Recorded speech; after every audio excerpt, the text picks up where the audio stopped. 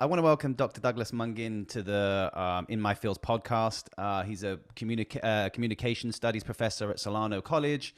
Tons of research, issues on the homeless, especially areas downtown Skid Row. His work covers social policies, everyday lives of the unhoused communities, policing, and issues of gentrification. How I saw you was on the documentary of the Vanishing at the Cecil Hotel. And usually, how we start the podcast is, thoughts, feelings, emotions, positivity, negativity. On the inside creates your outside exterior. So, my question to you, Doctor, is how are you feeling right now in this moment? I feel great. I have a 3-week-old newborn, so I am I'm battling extreme exhaustion, but also dealing with the renewed kind of interest in Skid Row. This is kind of unique for me because I've been doing this research now for the last 10 years, and so having a lot of people really interested about Skid Row is something that's pretty brand new for me. It's been a lifelong subject of mine. It's been an area that's impacted my life. So I'm just really excited that people are really ready to discuss issues of the unhoused population, and while also being a brand new dad for the second time. So I'm feeling it. I'm feeling my age at There this we point. go. Congratulations. I have Thank you. a 16-month-old daughter, so Oh, thank congratulations. you. So I completely know about the exhaustion, and I think that's the reason why we're one and done. Because a lot of parents forget the first one and everything that comes with it, and I'm just like, I don't know. I don't know if I can take that step again. We waited 11 years. So we Oh, have an there you 11-year-old, like go. a 3-week-old, and we're just like, I don't remember this part. I don't remember not sleeping this much. Yeah. But I think it's just one of those things that our bodies do to kind of makes us forget so that we do it again. Yeah, yeah, yeah. Because to be honest with you, my those days were a blur to me. And don't get me, it's an amazing, incredible experience. But seeing her now communicate and the way she's doing things, I'm like, okay, this is becoming fun. I mean, not that it wasn't fun before, because it was a beautiful thing, but Yeah. you forget all those, the lack of sleep, the you having to actually do things during the day, and then when you have downtime, you actually have to do things. There is no downtime. Exactly, exactly. So you might be hearing a screaming baby in the Oh, background, and I same for apologize for me. that. Same for me. Absolutely. So basically, I mean, when I watched the documentary, I mean, it was super fascinating to me. The Skid Row, and I've lived in LA for 7 years now, but I've never really, of Skid Row, but you don't really know. And I think what that documentary touched up on, apart from what happened there, is the actual area of Skid Row itself. I mean, it's a huge area. I didn't realize it was that big.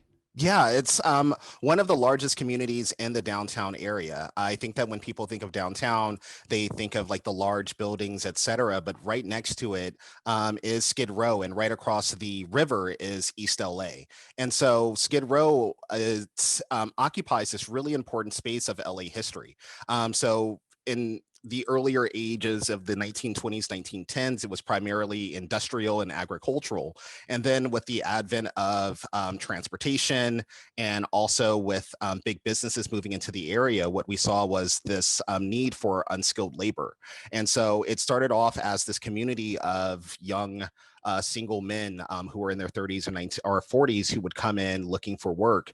And eventually it became this space to find work, but also for resources. The Catholic Church started to develop different classes in that region. We start to see more work programs, and eventually it became the area that we see now. That it's become this hub of homelessness, this hub of single room occupancy hotels. And I think that's what the documentary was trying to get. That this Cecil Hotel was located in this really rich area that has been kind of undocumented for a long time, that a lot of the issues that we think about in terms of homelessness, that we think in terms of violence, have been around for over 70 years in this area. And I think that for most people from LA, we hear about Skid Row, we know not to go there. And when you're finally face to face with it, you realize exactly how extreme it is, but also you feel overwhelmed because there's just so much of it, and there's so much abject poverty that you become not desensitized, but you become overwhelmed and you just want to get out, or you don't know what to do to help. Yep. And so, yeah, it's just one of those really interesting places in America. And unfortunately, there are skid rows like that in different cities and different states across the nation. So Skid Row is technically the largest population of homeless people in the whole of the USA, right? Yes, yes. It also houses the most resources for the homeless population in the entire U.S. We call it a service center ghetto. So in like the 1970s, they brought all of these homeless services to this one spot in downtown LA. And so we kind of created Skid Row. So it was already there organically. But I think that in the 1970s, there was this intended effort to make this place Skid Row. And so it was also not in my backyard politics. So no one else wanted to have these shelters. No one else wanted to have these drug rehabilitation programs. And so we just put it all into this one space. And so if you are down and out, there's really only one place to go, and that's Skid Row. Wow, that's insane. I mean, I read somewhere it's like 8 to 10,000 people in that Yeah, and area. yeah, and it's off and on. And so what's interesting about Skid Row is like you have the unhoused population, the people that you see on the streets with the tents, but you also have this other population that lives in the SROs, or the single room occupancies. And so there's a lot of people who are in drug rehab programs, who are in housing programs, who also live in Skid Row. So you have this weird mixture of transient individuals or unhoused population, but also you have this static population of people who have lived there for over 20 to 30 years in some cases. I mean, I guess, I mean, I'm to be honest, during COVID and everything else, I feel like the homelessness has spread, and I'm seeing it like, down the street and everywhere else. Do you think COVID has kind of made the situation worse in terms of people's lifestyles and losing jobs and losing homes and things like that? Yeah, absolutely. And I think that more people are living out of their cars than ever before. I know that even I live in Northern California now. And so I'm starting to notice it even in my neck of the woods of how much homelessness has increased. You start to see more and more people on the street. And in an area like Skid Row, where that's where the services are, that's where the food banks are, you're starting to see more and more people come to that area because there really isn't a lot of other places to go. And I think with COVID specifically, it's an isolating disease. You know what I mean? So individuals become more isolated, your connection to community disintegrates. And with that, you are just looking for an escape, or you're looking for at least a place to feel like you're wanted. And I think that Skid Row, in a weird way, operates as that space to feel safe in, not necessarily physically safe, but you know that there's resources there for you. Yeah. And so I think one of the hidden things that we're going to find out about in a couple of months is the impact that COVID had on the homeless community. I think that the homeless community was hit really hard with COVID. A lot of their resources were taken away because of COVID. There were a lot of restrictions within shelters. So I think that that's going to be um, one of the things that we're going to really note in the next couple of months when things start to open up again. How did you? I mean, back to your kind of your upbringing and your education in this. How did you become kind of aware of Skid Row, or something of interest to you? So I'm an LA kid. I'm an LA kid at my heart. And so I grew up in West LA, South Central LA. And then in around eighth grade, ninth grade, my family, we lost our home. And so we had like intense housing issues. We couldn't find a home. We were staying at different people's houses. And so at an early age, I realized that there were two not different types of people, but there were different conditions that we were living in. Even though I went to the same school as some of my classmates, where I was living and what I was going through was entirely different. And I think that what brought me to this project is my dad. So my dad has been dealing with issues of addiction for the last 20, 30 years since I was a little kid. And in my mid 20s, I wanted to reconnect with him. And so I didn't see my dad for a long time, between the ages of 18 to 20, from 16 to 26. And I found out that he was living on Skid Row. So my dad was arrested And then when he was released, he was put into a program on Skid Row. And so part of this project was kind of this reconnection with my father and wondering why he never left this place. So he was placed in Skid Row and he was living there for the last 10 years of his life. And I kept asking him questions like, well, why don't you move? You're in Skid Row, you're in all of this poverty. And he was telling me that, like, no, this is my home. This is a place of hope. This is where all my friends are. And so this got me into understanding, like, well, there's this population here on Skid Row who don't leave. This population who's been here for 20 to 30 years, and they've built this community. And so I think in many cases, when we think of Skid Row, it's like this abject homelessness and poverty, et cetera, all the worst things of, you know, a capitalist society. But when you start to peel it back, you realize that these people have built their own little community within this area, and they rely upon themselves to kind of find their own personhood, to find their own hope, to make sense of their own reality again. And I think that's one of the, it's not the beauties of Skid Row, but I think that's one of the things that really drew me into this project. That, you know, when we have marginalized groups, I think in many cases, especially in America, we try to fix them from an outside perspective, or we think that their lives are completely not worthless, but they are, there's no joy in their life. And looking at my dad and talking to the people on Skid Row, you can understand that there is this sense of joy, there is this sense of hope that still remains there. But unfortunately, because of different institutions and the way we constructed it, it's very hard for them to break out of it. And so you have this double-edged sword of them finally finding their community, but also realizing that they are in a confined community, that this space was kind of created to keep them there. Yeah. And you were saying kind of all the programs for their help. I mean, addiction and mental health and all of those resources are pretty much located in Skid Row. So is that obviously that's where the help is needed, but is that intentional to kind of keep everyone in that space? Yeah, yeah. So it's NIMBY politics. So especially in the 1970s in LA, there was a movement to open up a lot of these facilities in West LA, and those were shut down. There were instances to move it to kind of like the East LA region, and that was also shut down. So there was only really one place where most of the homeless and, you know, 30, 40-year-old out of work men were living, and that was Skid Row. And so you have this intent to create the space of kind of like getting people out of poverty.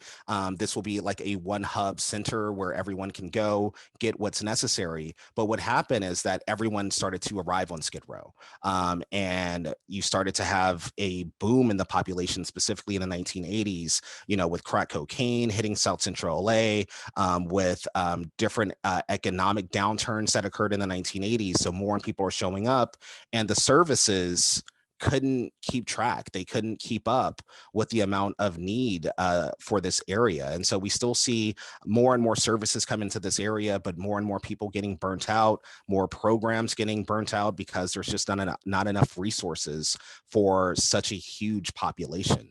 Yeah. You know, I found that, I mean, being from the UK, it's actually illegal to sleep rough in the UK under a certain law and an act. I guess it's not illegal here to sleep rough.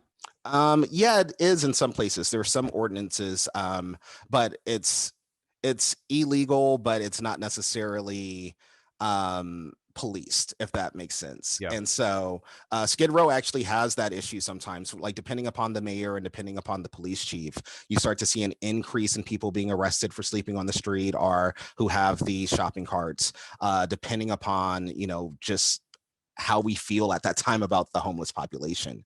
And so right now we're in a period where it's more lax than about 10 years ago, where there was this really increased presence of police forces in that area, taking away people's shopping carts, arresting people for sleeping in areas that they don't belong.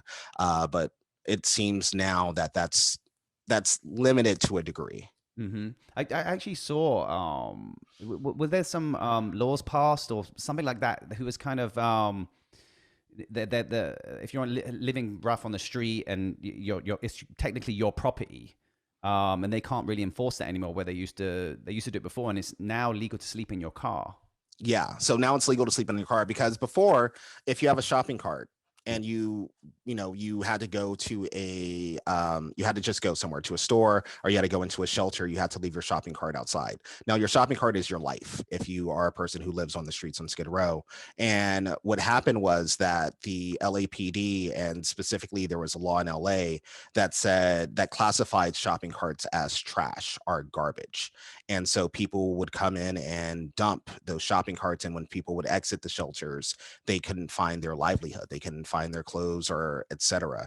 And so for about a 5 to 10 year period, there was this really bad increase on just punitive policing on homeless bodies. And it appears that in the last couple of years, especially up and down the state of California, we're starting to see more lax laws, especially with sleeping in cars. We're starting to see more tent villages too.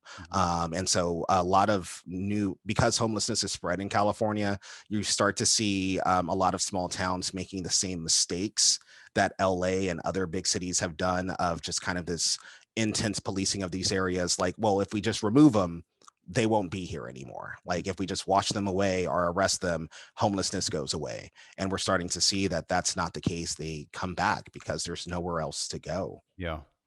I mean, just I was reading up on some statistics about, the kind of age range of people on Skid Row, and it's actually quite shocking once I've started researching it, obviously for this podcast. But I mean, something like 8% are under the age of 18.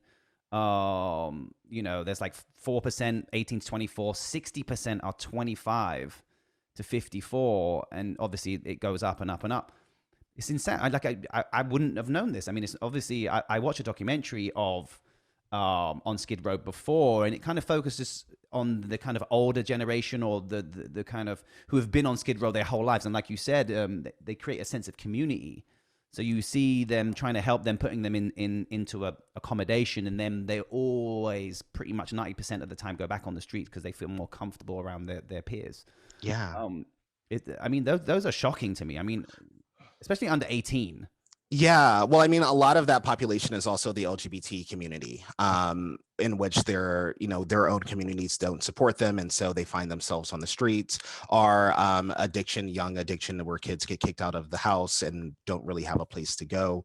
And so we see a lot of those issues come about on Skid Row because it's the only place to go. And so, especially like with the ages of 25, that was one of the stark things that I noticed, just kind of walking the streets, of how many people were around my age in Skid Row. And I think that kind of goes to show the institutional failures, in terms of education, in terms of law enforcement, in terms of just community safety nets that are not present, especially for the younger generation. And I think that, especially with COVID and kind of the economic downturn of the early 2000s, we saw this huge increase of people who you wouldn't necessarily consider homeless, who were needing these resources, more and more. There's a huge population of women and children on Skid Row, and I think a lot of people realize that there are a lot of shelters for women who have been abused. There's a couple of schools for children specifically on Skid Row, and programs that assist them. So it's like I was saying earlier, there's this community.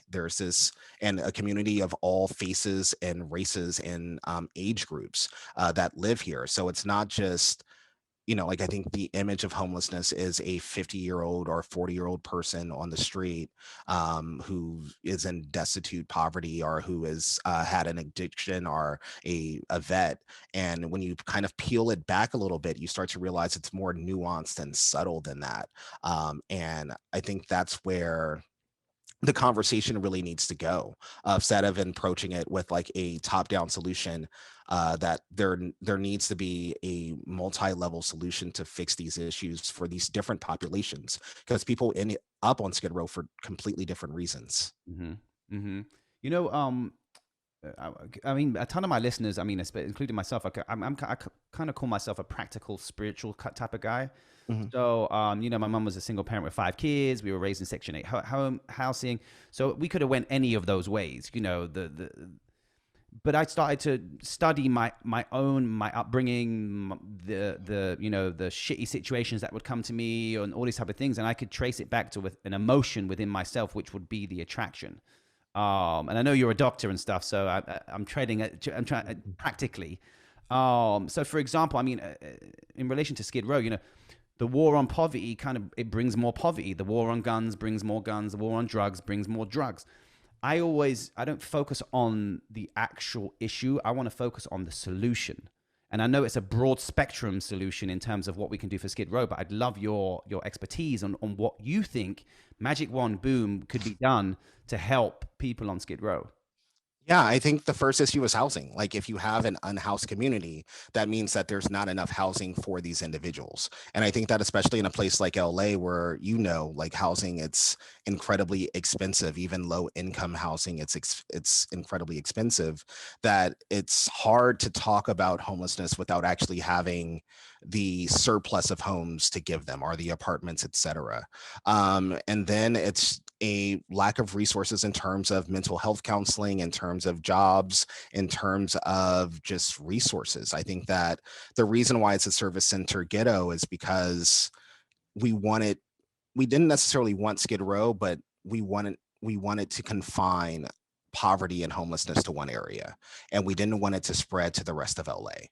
And so what happens then is, like, when you confine it to one area, there's only so many resources that could be available to that population. And I think that there needs to be a reimagining of kind of, or not even a reimagining. I think that people need to start caring a little bit more. I think that a lot of the policies that we have towards the homeless and just for poor people in general are incredibly punitive. That we, as a society, we look down on people who are down and out. I come from a single parent household too. Like, my mom had to like work hard, and you start to realize how people look at people who are poor.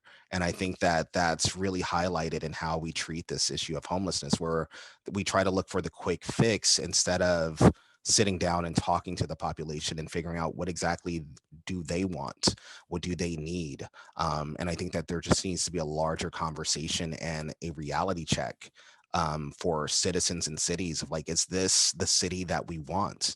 Is this like, are we okay with having a space like this? Mhm. And not just like, oh, can we just like move these people out of this space, but like, what can we do to make this space more beneficial to them, to the city, etc. And I think that that's that's like the first step that we need to take, of just giving a damn, about these populations instead of trying to erase them. 100%. I'm actually reading this book. I don't know if you've read it before, Atomic Habits. No, I think my partner has read this book. My spouse has read this book though. Yeah, it's a Uh, great book, and I'm reading, and it's so relevant to our conversation now because I mean our habits are automatically instilled in us during COVID and lockdown and everything else, and just in general for a day. So in our lives, and it's very hard to break those habits unless you keep focusing on the actual habit, and then you kind of transform it over time. It can't be like, okay, I have this habit of smoking, I'm going to quit now. It's a process of, yeah. same with kind of, I guess, with when watching the documentary on Skid Row and the homeless population, and they're all again community, and they have their habits now of living the way they're living. So if we were to bring kind of housing and stuff, you'd have to break the habit of them sleeping on the street and being around the people they're around and everything else, which I found super fascinating because it's almost human behavior it could be a solution to Skid Row and everything else, which again goes back to resources and therapy and all these type of things.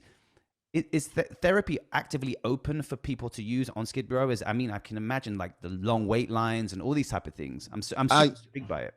Yeah. So therapy is available, and a lot of people are a part of different programs. And so that's the one thing about Skid Row that's interesting, that almost every person you meet is either a part of like a residential program, a mental health program, or they're getting services from the shelter. And so it is available, but in terms of like the accessibility of it, that's the difficult part.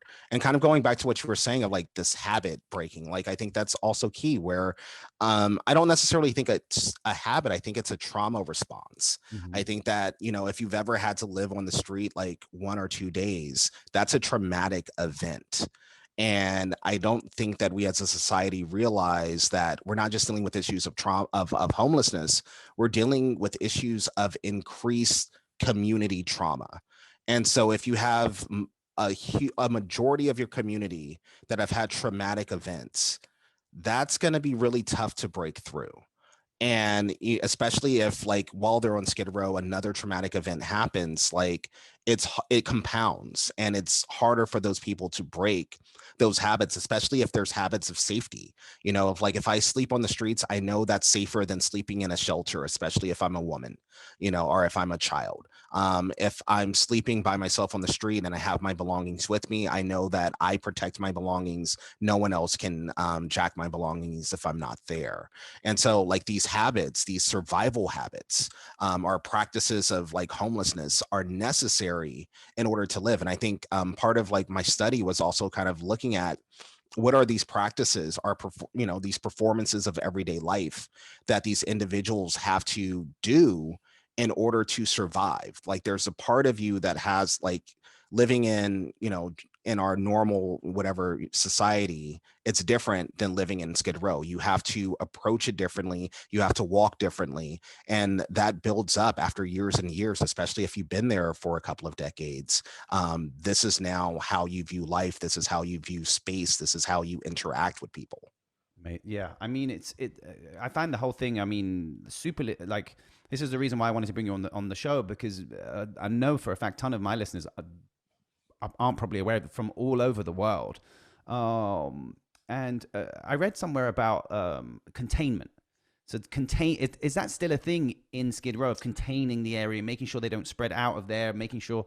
I mean, that seems to me like it's focusing, instead of helping with the solution. That seems like it's something that's you know, stopping people from kind of, kind of trying to get out of Skid Row, if that makes sense. Yeah, like, I think at different parts, there's this containment strategy of Skid Row. So I think, like, in the 1980s, there was this containment strategy because you had a lot of people who were addicted to drugs on Skid Row. So you don't want those people to get into downtown LA.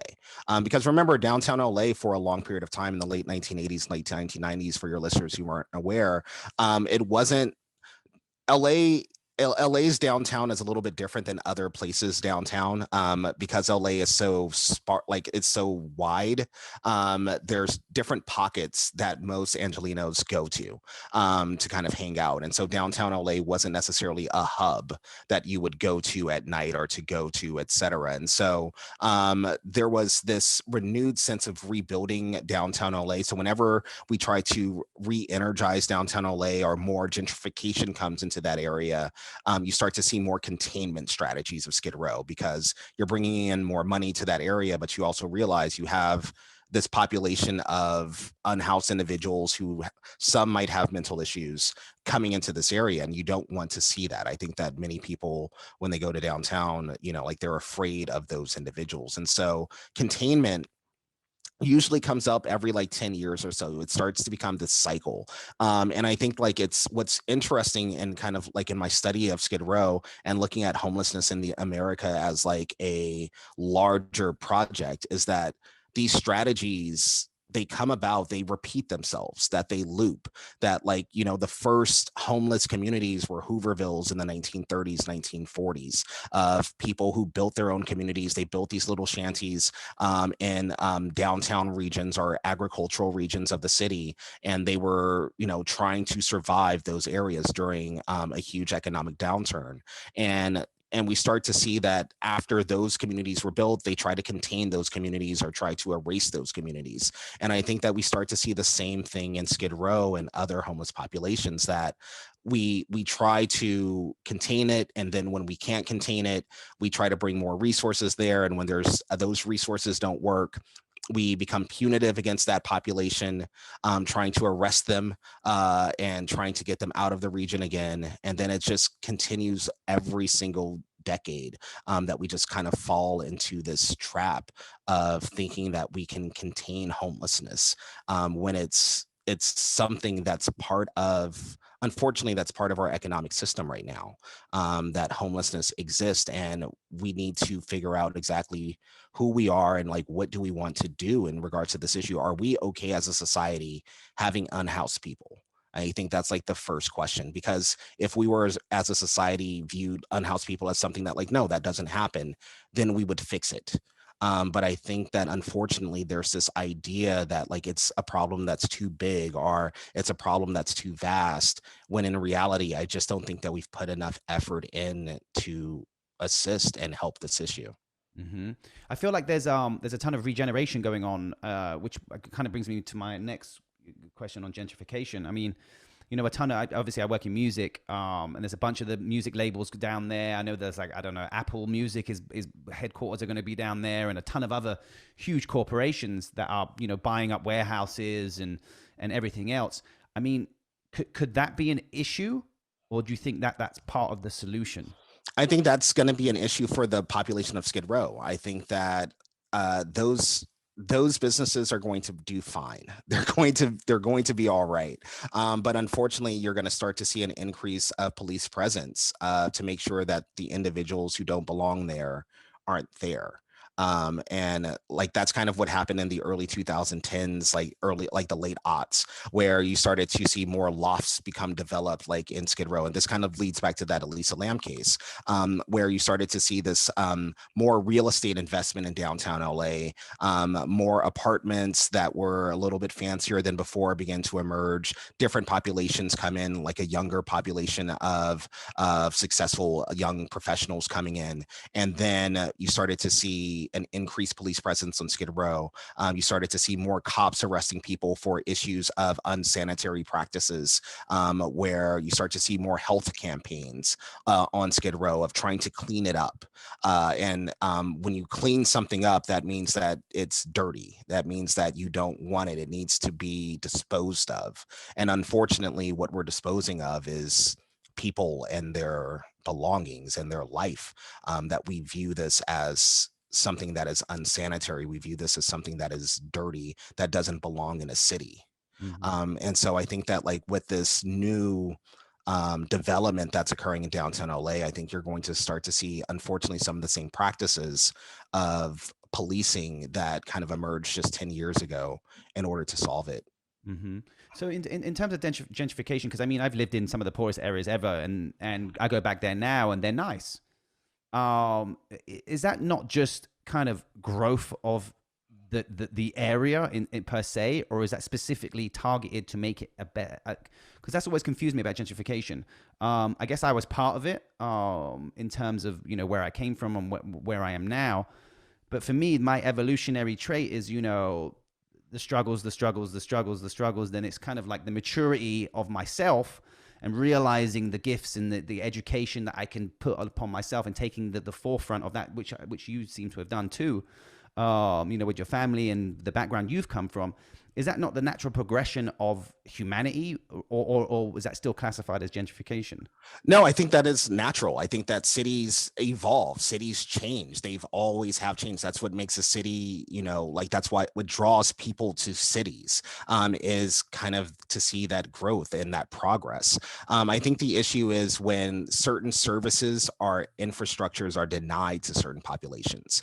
That if there's a certain population that's asking for more police presence, or they're asking for cleaner facilities or more programs in those areas, and they're denied for decades, and another population comes in and the city grants them those resources. I think that's the problem with gentrification, is that when infrastructure and policies are not given to one population but are given to another, that we prioritize certain bodies over others. And like I think that's at the heart of modern gentrification studies, of understanding that it's not just like a bunch of rich people moving into an area, or kind of young professionals. It's that what happened to that family that's been there for over 20 years, that has been asking for those same resources? Like, did they not deserve a coffee shop? Did they not deserve increased police presence at night? They did, and they were part of that community. And so figuring out ways in which we can bring in like this, people who want to live in these communities with people who have already lived with these in these communities. And I think that like that's what makes a city great. Like when you have neighbors who have been there for over 30 years, who know everyone else in the neighborhood, who know the old shops, but also you have the new people who are bringing in new energy. I think that's beautiful. But unfortunately, the stage of gentrification that we're in, those old neighbors have to move now. And so you have these new communities of all new people not really understanding kind of that history.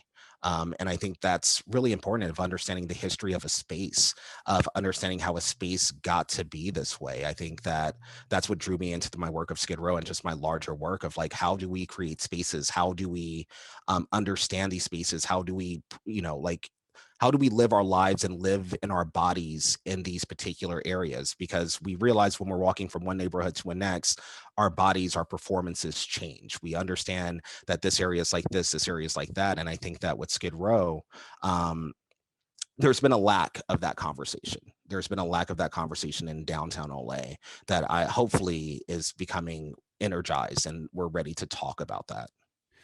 I guess, I mean, other than the weather, I mean, what brings kind of, I guess, a ton of people come out of state to California who are homeless. I mean, what's the reason for that? Because just for my own education, in terms of obviously the weather's better and everything else. How do they get here?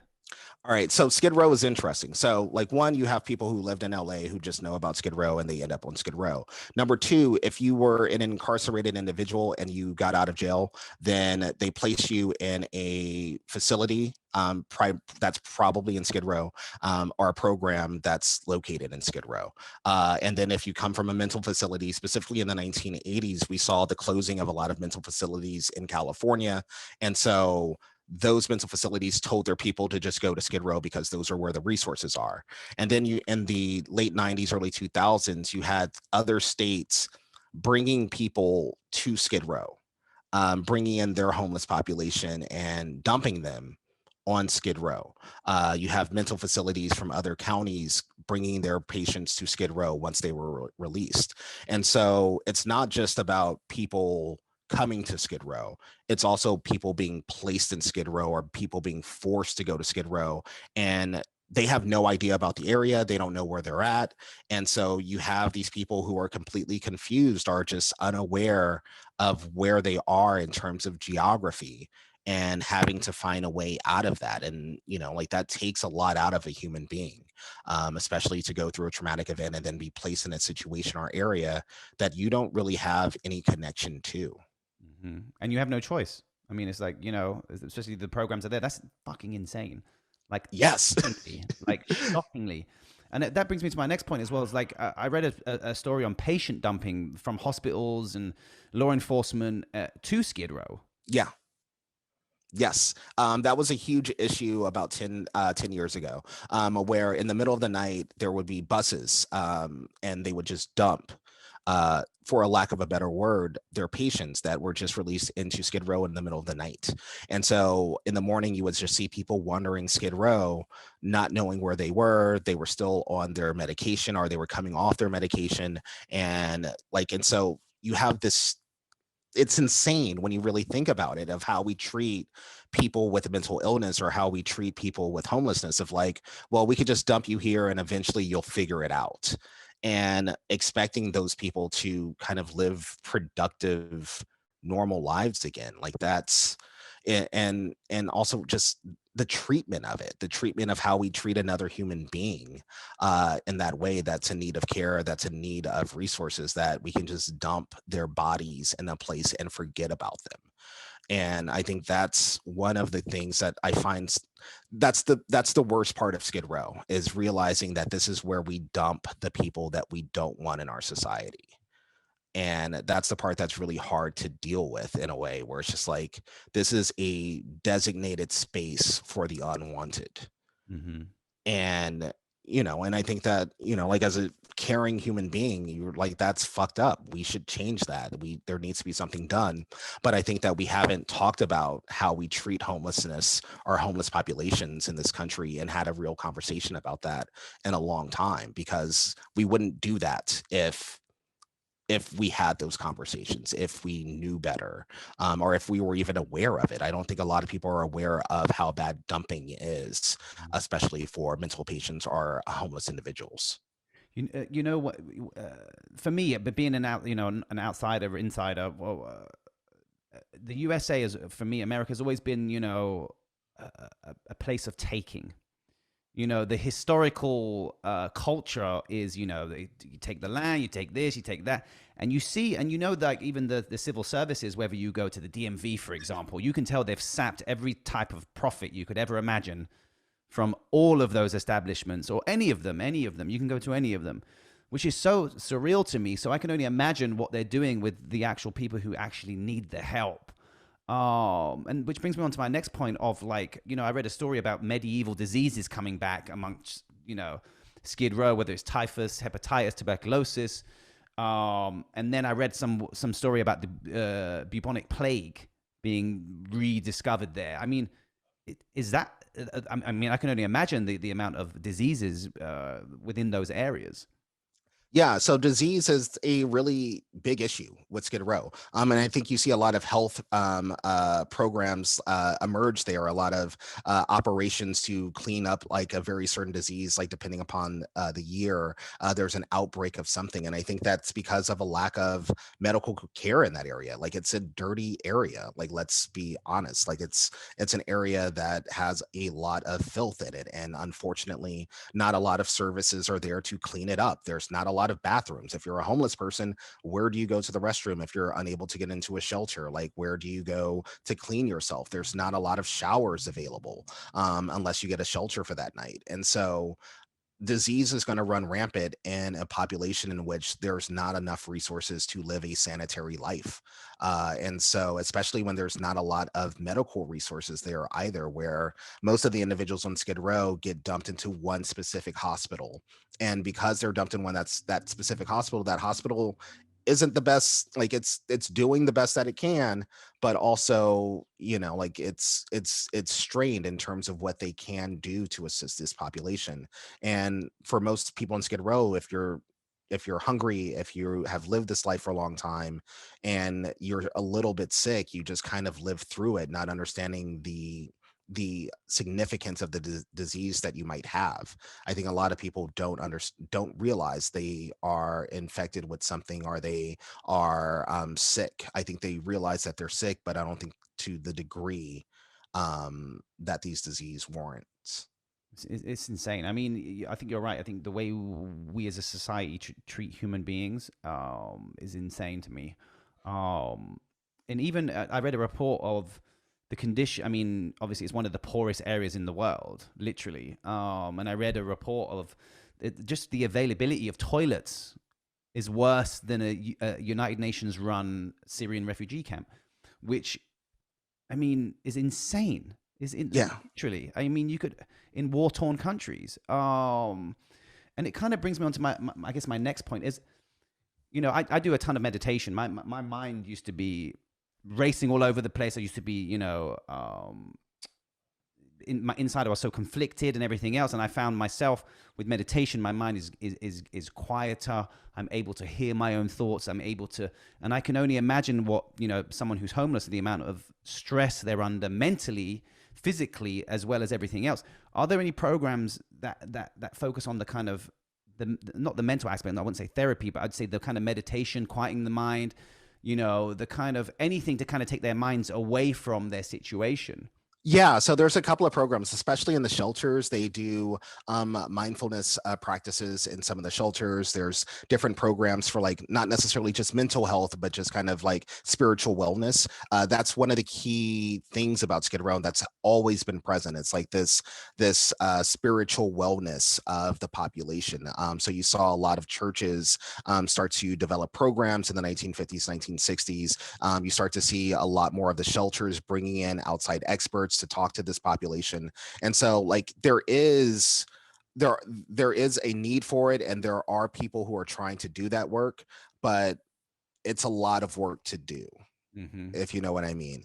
Yeah. And I think that like they're doing great work, and I think that that's a really important aspect that has been forgotten about, of like how do we slow down, like how do we get out of the survival mindset for the homeless population or the unhoused individuals, where if every day is survival, how tough is that on your brain? How tough is that on your emotions? Every single day you're always tense, you're always trying to fight. And so that takes a lot out of you as a human being.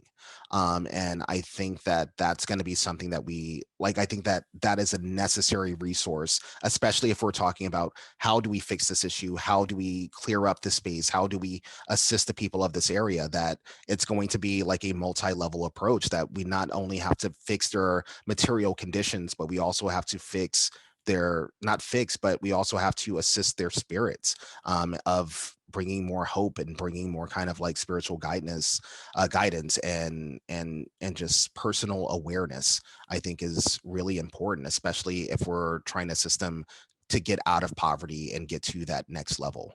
Yes, I completely agree. Oh man, this honestly, I don't want to take up too much more of your time, but No, no, this is great. Yeah, yeah, you are a fantastic. You are fantastic. I seriously, I want to thank you so much, man. I mean, it's something that, me as, from my background, I've been pretty closed off over the years in terms of, as I'm sure you don't really trust anyone. You kind of focus on your own thing. I don't like to be disappointed by anyone. I've isolated myself from society as my own social experiment. And I'm kind of manifesting my way now through life, through my emotions, through my feelings, through the things I want. Um, and that's I'm my kind of, and now I've started to be like, okay, now I'm in a position where I can actually help. Yeah, that's where I was at too, where it's like you struggle for so long and you grind for so long where it's like, I got this. I Yeah. got this. And you develop necessary skills and tools where you're like, I'm trying to better myself as a person. And then there becomes a moment where it's like, all right, I've bettered myself. Now what do I do with this? You Yes. realize that your body, like the skills that you have, the knowledge that you have, can impact the world in a more positive way. And trying to figure out how to impact it in the most efficient and effective way possible, I think it's something that we all are need to strive for as individuals, that we can make an impact on this world, but and we all make an impact in different ways. And I think it's really important to understand what are those ways that we can impact. And like for me, that was the research, that was kind of doing this work and um giving not giving a voice because they've already had a voice, but just kind of documenting these histories, documenting their everyday lives, I think is really important, because this is a population in the United States that has been here for so long, and their histories have been forgotten. When we talk about civil rights struggles in this country, I don't think that we spend enough time talking about the struggle of poverty and homelessness, that that's also part of that larger struggle that we're all fighting for. And so I think it's really important for us to just figure out what not what we're good at, but figure out what we give a damn about and go for it. Beautiful. You are the shit. Seriously, your mind is beautiful. Keep doing what you're doing. I cannot thank you enough. This has been incredible. And I'm sure this won't be the last time you'll be on the show. Awesome, awesome. Anytime, bring me back. I would love to talk more about this issue and other issues that you're interested in. 100%. Oh my God. That was amazing.